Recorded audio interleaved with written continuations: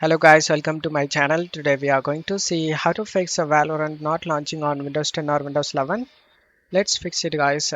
If you have third-party antivirus like Avast, then you just need to uninstall it guys.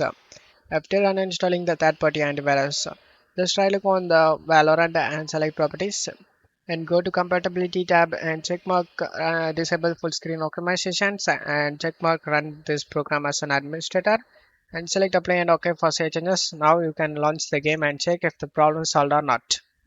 If not, method 2 is to update a graphics driver. To do this, just need to check my video description for these three links. For Nvidia users, select product category, select GeForce, select your graphics card model in here guys. If you don't know your graphics card model, then go to search menu and type device manager, click on open it. Expand the display adapter. Here is the graphics card.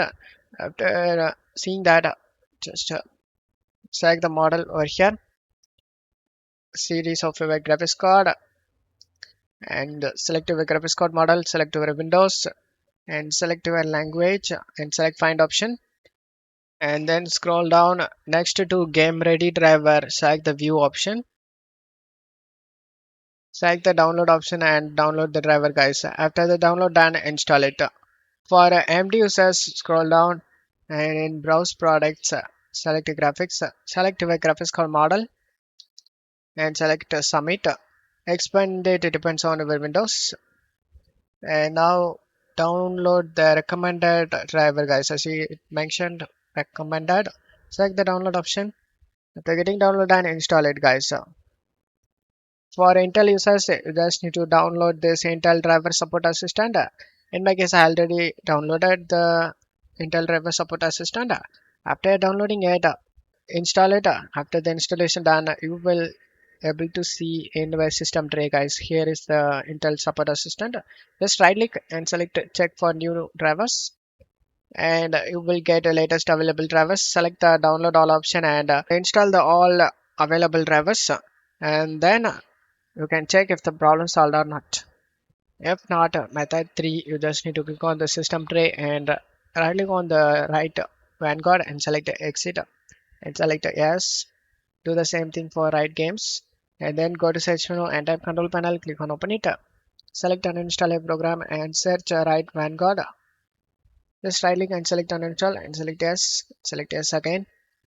And now press F5 key in our keyboard to refresh this page and search Vanguard.